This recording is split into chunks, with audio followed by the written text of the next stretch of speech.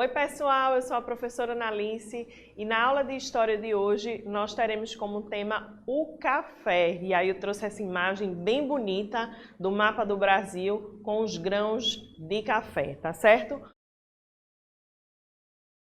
Então, antes da gente iniciar a temática do café, é importante a gente relembrar o que foi que a gente aprendeu na aula passada. E aí a gente aprendeu que uma mesma pessoa, ela pode ser imigrante e emigrante. E essa diferenciação vai depender de quando ela sai e de quando ela entra num determinado país. Então, eu, Analice, saio daqui para morar nos Estados Unidos. Então, eu sou emigrante aqui no Brasil. Mas quando eu entro nos Estados Unidos, eu sou imigrante, certo? Outra coisa que a gente aprendeu foi quem são os atuais imigrantes no Brasil e a gente viu o aumento dos venezuelanos, né, da população da América Latina também migrando, imigrando, na verdade, né, para o Brasil, e isso por causa das questões econômicas, né, dos seus países, de crise. A gente viu também quais as questões que levam as pessoas a migrarem de um lugar para o outro dentro do seu país. A gente viu 3 tipos de imigração. A imigração do êxodo rural, as pessoas saem do campo para ir morar nos centros urbanos em busca de novas oportunidades. A gente viu a migração pendular e a imigração sazonal. A pendular é aquela que a pessoa sai da sua cidade onde mora para ir trabalhar ou estudar e volta para a sua casa. E a sazonal é aquela que vai depender de um ciclo da agricultura, né? Então ela sai do seu lugar onde mora e vai para colher cana-de-açúcar, né? Então esse é um exemplo, tá? Outra coisa que a gente viu foram os principais tipos de migração no Brasil, que são esses que eu também acabei de citar. E os motivos, né, que acontecem a migração, que na maioria dos casos giram em torno de busca de novas oportunidades, né? Então, se concentra basicamente nisso.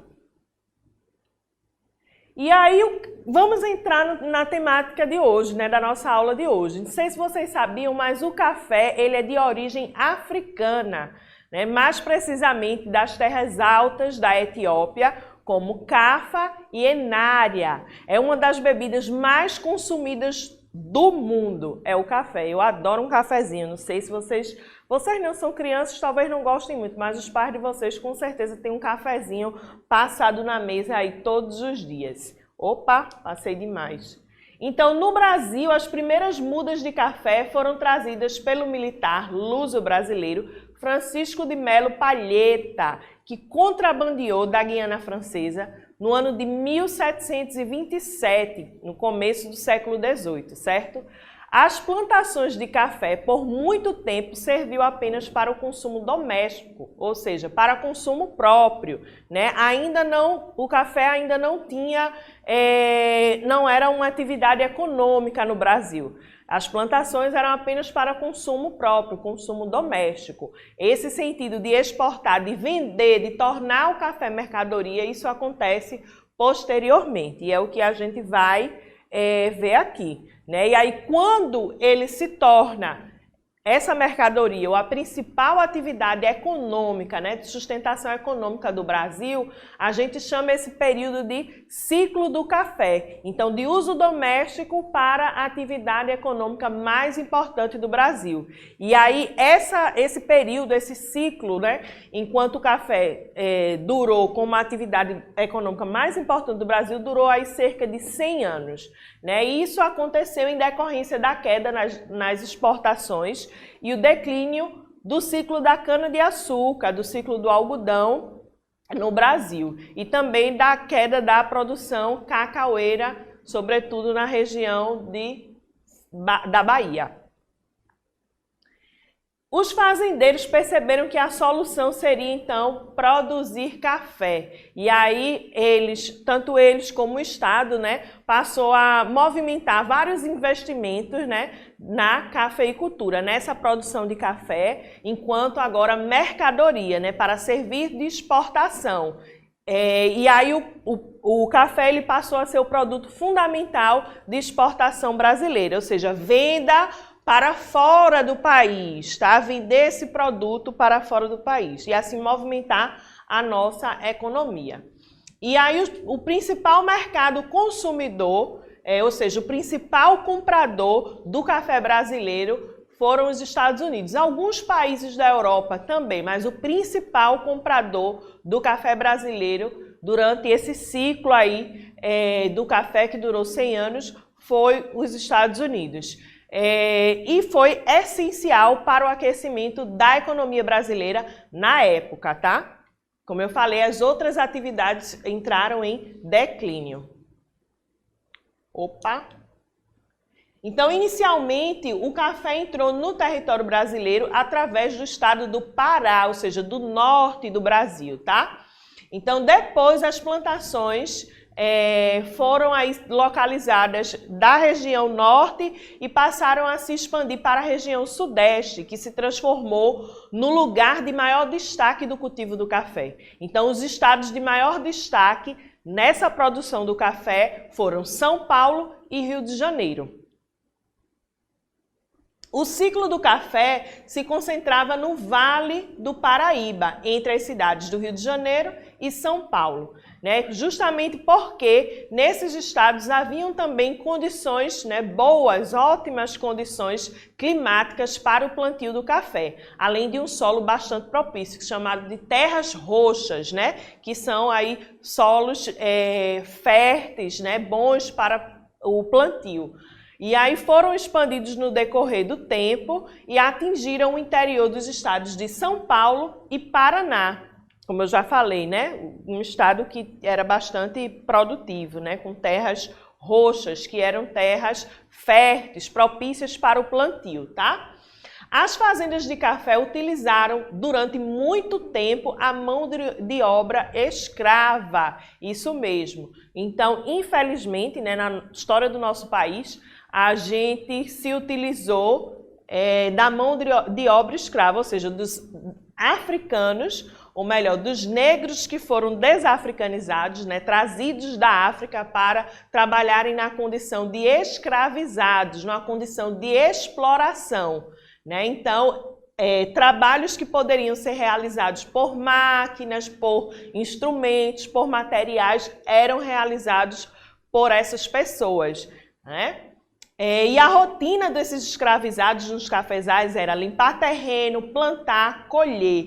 Além de tudo, após a colheita, o café era exposto ao sol. Depois disso, quando os grãos já se estavam secos, eram batidos com vara ou moídos em pilão, né? Depois, os escravizados ensacavam e o café era levado em mulas que eram conduzidas por escravizados até os portos de embarque. Então, os escravizados eles realizavam todo o trabalho pesado, né, sob condição também de violência, de exploração, sem direito à cidadania, ao salário pelo seu trabalho. Então, realmente, os fazendeiros nessa época só tinham a lucrar, infelizmente, né? Aí aqui a gente tem, né, duas imagens, né, dos escravizados trabalhando na lavoura de café e aqui o momento em que eles estão servindo de mula, né, para carregar esse café, transportar esse café. Opa!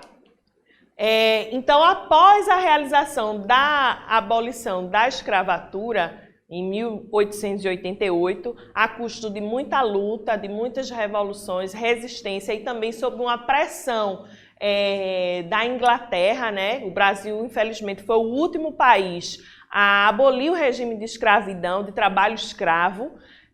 Iniciou-se um longo caminho marcado por dificuldades, né? E aí quem sofre essas dificuldades não são os fazendeiros, não, são os desafricanizados, os escravizados, né, que são libertos, e aí eu digo libertos e uso entre aspas, né, porque eles foram, na verdade, mandados embora e a sua liberdade não veio acompanhada dos direitos. Eles não podiam ir à escola, eles não podiam ter o direito de trabalho assalariado, né, receber pelo trabalho, não tinham direito de compra de terras, né? Então, eles foram abandonados, nós fomos, né, os povos ancestrais, os povos africanos que vieram para ser escravizados aqui, foram, de fato, abandonados, né?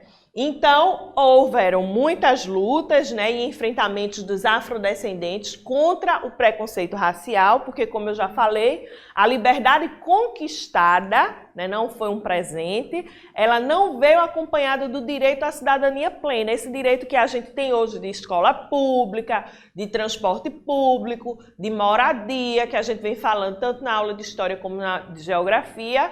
Isso foi uma conquista, né, desses povos que lutaram, porque inicialmente eles não tiveram esses direitos garantidos, tá?